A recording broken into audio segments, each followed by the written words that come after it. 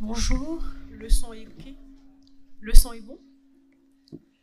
Bonjour à tous, chers maîtres, chers consoeurs et collègues et amis.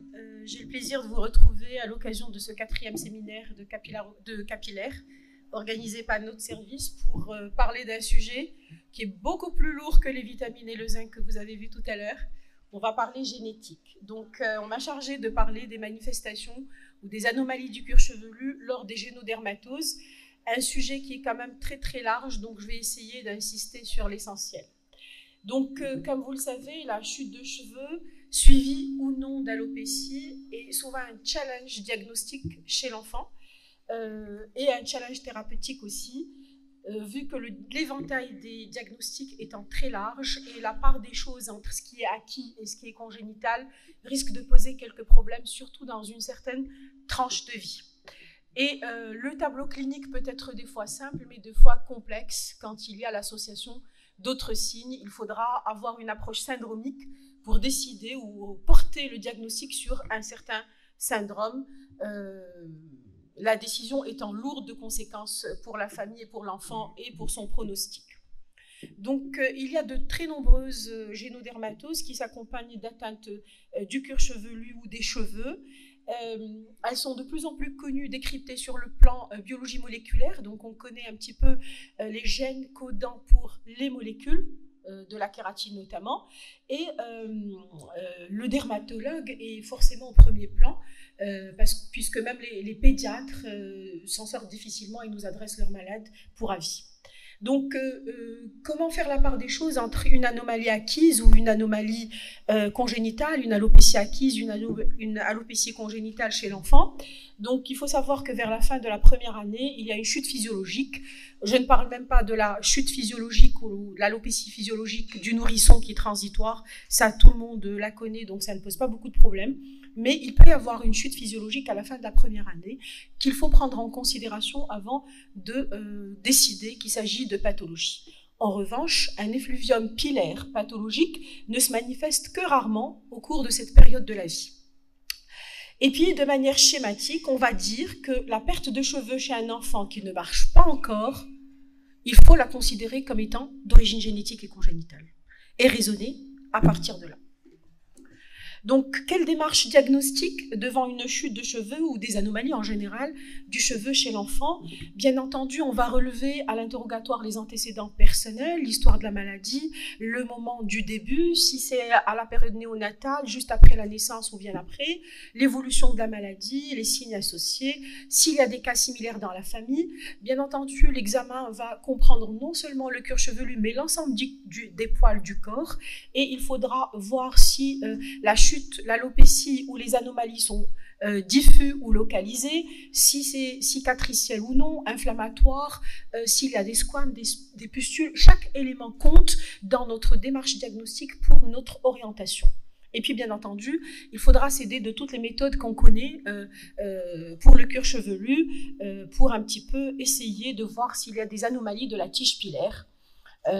Et donc, ces méthodes, il faut aussi, bien entendu, insister sur la sémiologie, faire la part des choses entre une alopécie ou juste une hypotrichose. C'est important quand on parle de génodermatose, la différence étant importante.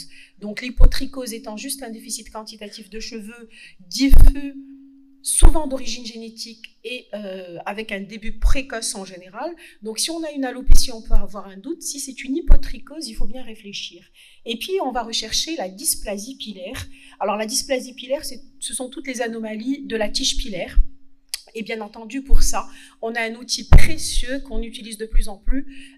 Si on ne peut pas faire le trichogramme, on peut faire le test à la traction et on peut utiliser nos dermoscopes à ces fins-là. Donc, je ne vais pas parler, bien entendu, je ne pourrai pas parler, vu le temps qui m'est imparti, de toutes les maladies à composante génétique qui touchent le cuir chevelu. Ici, vous voyez des enfants qui ont des névus congénitaux qui vont toucher le cuir chevelu. Alors ici, il est où mon pointeur?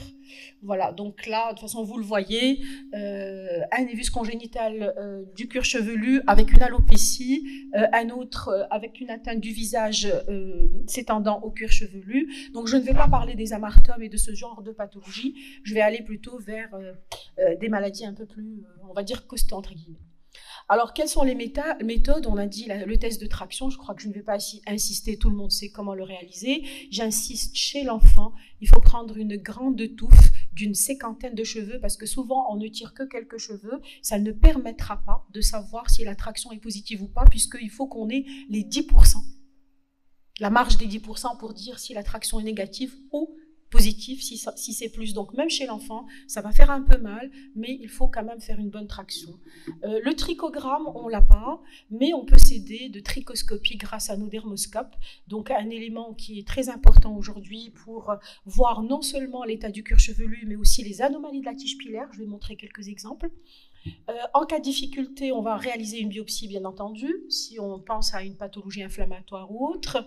Et en présence de signes cliniques de pathologie sous-jacente, il n'est pas exclu qu'on demande un bilan biologique ou un bilan carentiel ou un bilan hormonal en fonction des cas. Bien entendu, l'analyse doit être pertinente par rapport à ce que j'ai dit, c'est-à-dire ne pas confondre avec quelque chose de transitoire chez le nouveau-né ou chez l'enfant, petite enfance. Il faut aussi savoir qu'il y a beaucoup de variations de couleur, de diamètre et de forme chez un même individu d'un endroit à l'autre. Donc il faut peut-être balayer le cuir chevelu sur plusieurs endroits avant de dire qu'il y a une anomalie. Et il faut savoir que chez les caucasiens, il y a énormément de variabilité sans qu'il y ait de pathologie sous-jacente. Donc ça aussi, c'est un élément physiologique qu'il faut prendre en considération. Alors quels sont les diagnostics différentiels? En fonction de l'âge, on va séparer les entités. Alors, entre 1 et 3 ans, on est souvent devant ce qu'on appelle une génotrichose. Je vais le définir, ce sont les dysplasies génétiques primaires. Devant des hypotrichoses congénitales, on peut aussi avoir une pelade d'une teigne, une aplasie circonscrite du vertex ou une alopécie triangulaire. Mais à partir de 4 ans, c'est plutôt des pelades, des alopécies d'origine infectieuse, des teignes et des syndromes des cheveux anagènes caducs qu'on va rencontrer. Et à partir de 12 ans, la pathologie va plutôt rejoindre celle de l'adolescent et de l'adulte, et ça sera beaucoup moins de congénital et beaucoup plus de pelades, de trichotillomanie et de problèmes hormonaux ou encore des alopécies cicatricielles dans le cadre de lupus, de lichen ou autre. Alors comment classer? Bien entendu, on a vu qu'en fonction de l'âge, on a déjà cette orientation. Après, bien entendu, le tableau clinique va nous aider et la présence des signes associés, et on va désormais éliminer tout ce qui est acquis pour garder que ce qui est congénital. Et ces maladies congénitales ou les génodermatoses, on va les classer en fonction des anomalies. Alors, on a un groupe où les affections sont qualitatives et ou quantitatives de la tige pilaire, mais de manière isolée, il n'y a rien d'autre. Donc, c'est le dermoscope qui va nous aider au diagnostic, ou le trichogramme si on peut le faire. Il y a les affections qui vont toucher principalement le cheveu, mais aussi la peau et le reste. Et on aura des affections qui vont toucher le reste et accessoirement le cheveu. Donc, on va essayer d'avoir cette classification un peu didactique pour faciliter la chose. Donc, les génodermatoses avec atteinte isolée de la tige pilaire, ce sont ce qu'on appelle les dysplasies pilaires isolées. Alors, elles peuvent bien entendu être sporadiques. Certains ont des anomalies sans qu'il y ait une génodermatose sous-jacente, mais il y a souvent un contexte génétique familial. Donc, dans ce groupe-là, on va voir qu'il peut s'agir d'un calibre irrégulier de la tige, d'une asymétrie axiale, d'une torsion axiale ou d'une segmentation. Donc, et dans ce groupe-là, on va diviser les anomalies en celles qui sont alopécientes et les séparer de celles qui ne sont pas alopécientes pour avoir un schéma assez didactique et un algorithme à suivre. Donc, pour les formes alopécientes, il y a la trichorexie noueuse. C'est une dysplasie pilaire qui est plus fréquente qu'on le pourrait penser. Elle peut être héréditaire et souvent congénitale de transmission autosomique dominante. Elle peut être acquise en cas d'agression chimique ou physique répétée. Alors, l'anomalie morphologique est liée à la fragilisation des cellules de la cuticule, et donc cette cuticule, comme vous le voyez sur le schéma, sur la trichoscopie, va être fragilisée, pouvant aboutir à des fractures à n'importe quel moment. Donc, à partir de là, on aura une chute secondaire. Et la trichorexie noueuse peut être aussi un élément de certains syndromes complexes, comme le syndrome de Kabuki, le syndrome de Bassex-Dupré-Crystal. Vous allez voir que je vais citer certains syndromes et que je n'ai pas le temps de tout détailler. Je vais insister sur les plus fréquents ou ceux qui ont un impact de prise en charge. Le pili-torti, une deuxième dysplasie pilaire primitive, un groupe complexe d'affections où les anomalies sont limitées aux cheveux, mais elles peuvent être diffuses. Alors, elle est assez ubiquitaire et on peut avoir des difficultés dans les diagnostics, surtout quand il s'agit de syndromes complexes. Alors, il s'agit d'une torsion au niveau de la tige pilaire, comme le montre la trichoscopie, qui va de 90 à 360 degrés, tous les 0,5 à 1 mm de manière séquentielle, bien régulière. Et ils vont apparaître, bien entendu, cassants, raréfiés, et souvent, ils vont donner un aspect de cheveux ébouriffés. C'est ce qu'on appelle les cheveux incoiffables ou le syndrome des cheveux incoiffables quand on a une atteinte de beaucoup de cheveux. Donc, autosomique dominante, et elle peut être aussi vue dans le cadre de certains syndromes, comme le syndrome de Menkes, certaines affections avec déficit neurosensoriel, le syndrome de Rapp-Hodgkin et de Bassex-Dupré-Crystal. Donc, il y a un ensemble de syndromes complexes associant d'autres anomalies en plus de ce pili-torti. Alors, c'est une forme particulière qui va donner un aspect laineux, donc incoiffable, comme de la laine. Et souvent, on a une hypotrichose et non pas une vraie alopécie. La mutation a été bien décrite sur le gène P2RY5.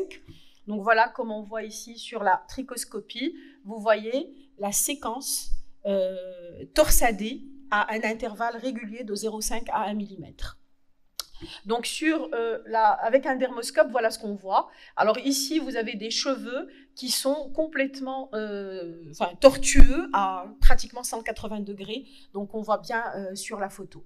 Alors, le syndrome de Menkes, j'insiste, pourquoi? Parce que même bien que pas très fréquent, il implique une prise en charge. Il s'agit d'un déficit en cuivre, donc c'est un problème de métabolisme de cuivre, et donc il va donner des symptômes neurologiques graves et le pronostic est fâcheux. Sachez que si on arrive à reconnaître ce syndrome, notamment grâce aux anomalies du cuir chevelu, on peut supplémenter précocement de manière parentérale par l'histidine cuivre et on peut sauver l'enfant.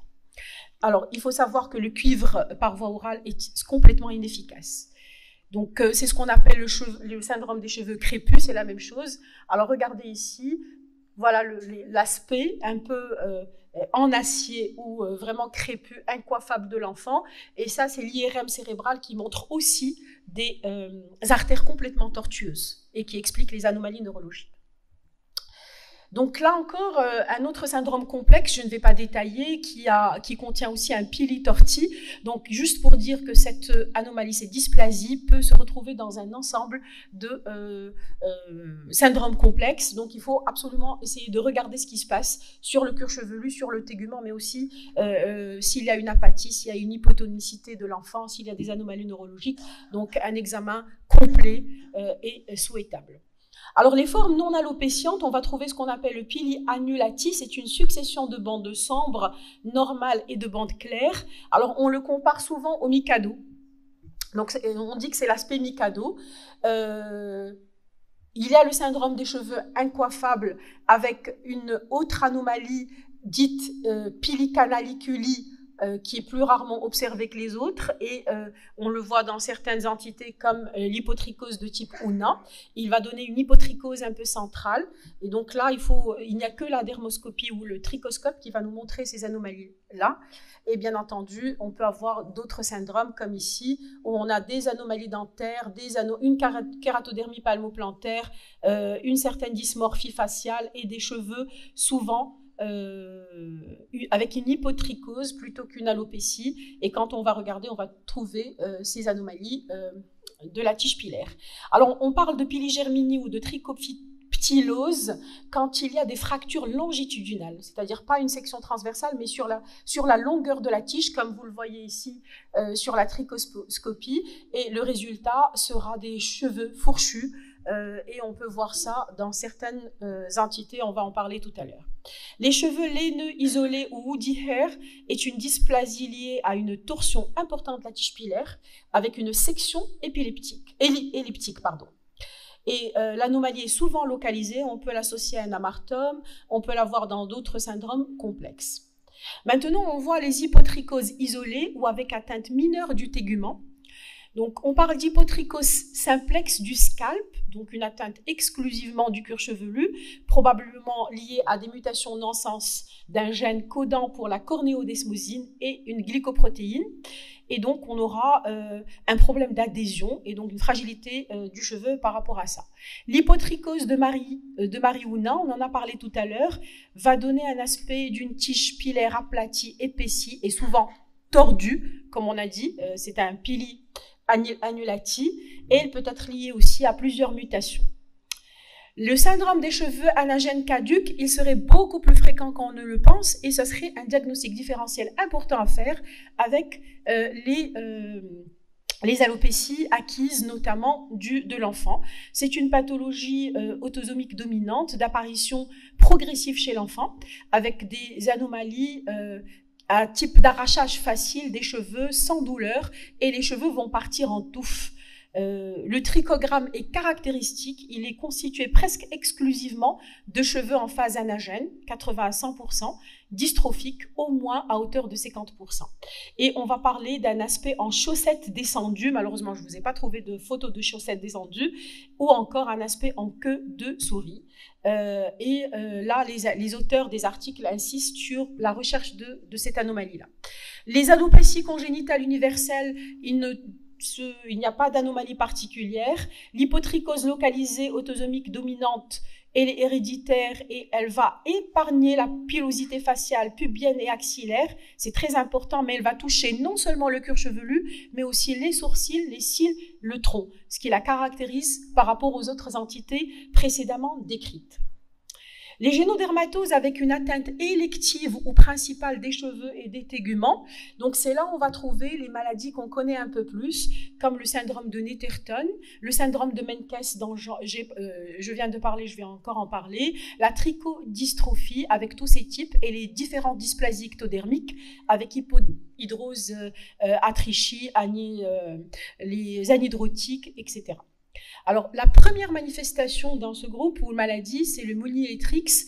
C'est une dystrophie capillaire héréditaire rare, le plus souvent autosomique dominante, caractérisée par une kératose pilaire discrètement inflammatoire partout, pas uniquement sur le cuir chevelu, mais prédominante au niveau de la région occipitale. Et elle va donner cet aspect en chapelet, d'où l'appellation moniliforme ou Monier-Trix. Donc, les gènes ont été déjà identifiés et le phénotype pathologique est parfois très variable, même dans la même famille. Donc, voilà une alopécie occipitale caractéristique et quand on fait la dermoscopie ou la trichoscopie, on est vers cet aspect-là. Je passe la trichorexie invaginata pour parler un peu du Netterton. Alors, caractérisé par l'aspect cheveux de bambou, associé à un aspect d'ictiose congénitale et à l'âge adulte ou à l'adolescence, un aspect d'eczéma qui ne guérit pas, avec une tendance à faire des infections. Regardez l'aspect en bambou, caractéristique. Donc souvent on a une hyperiosinophilie, une hyper-IgE, et donc ce sont des malades à prendre au sérieux parce qu'il y a des tendances aux infections et la chronicité fait que la maladie soit lourde et de conséquences. Les trichotiodystrophies sont intéressantes parce qu'il y a cet aspect en queue de tigre à la dermoscopie ou la trichoscopie et parce qu'elles peuvent s'associer à une photosensibilité. Alors il y a les groupes avec photosensibilité, il y a les groupes sans photosensibilité et on peut aussi les trouver associés à des ictioses, à un retard mental ou à un retard de croissance.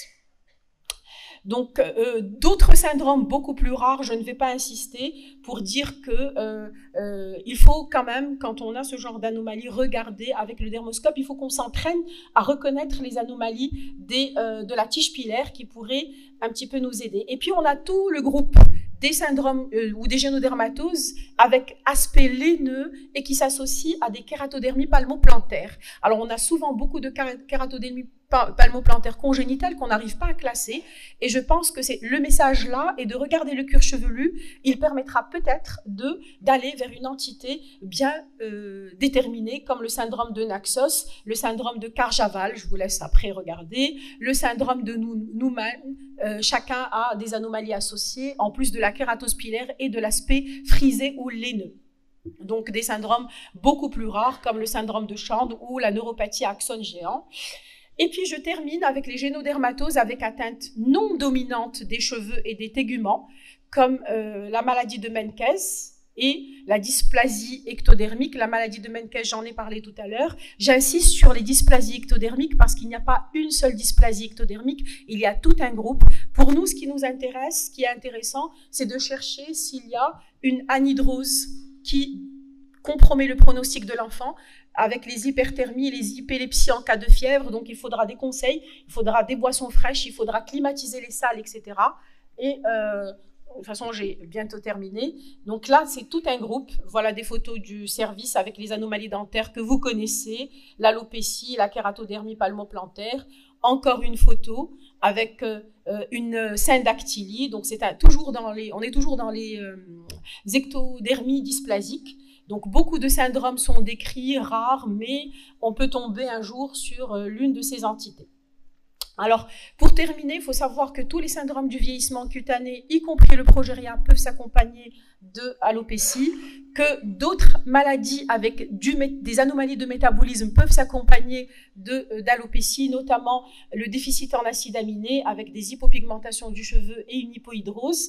Et l'acrodermatite entéropathique, j'en parle en dernier, parce qu'elle aussi peut s'accompagner non seulement d'alopécie, mais elle peut s'accompagner de ce qu'on appelle des cheveux lancéolés, avec un aspect typique en col de cygne, et qui peut sauver le diagnostic quand le tableau n'est pas complet. Bien entendu, toutes les autres génodermatoses peuvent toucher le cuir chevelu, je ne vais pas les détailler. Ici, vous avez des ichtyoses, une épidermolyse bulleuse, le vitiligo, le syndrome de Gorlin-Goltz, l'incontinentia pigmenti, et je passe. Et en conclusion, je dirais que l'intérêt de s'intéresser un peu à ce chapitre, c'est de détecter certaines maladies qui compromettent le pronostic et qu'on peut sauver avec un bon examen clinique et aussi une bonne connaissance de dermoscopie au niveau de la tige pilaire. Je vous remercie.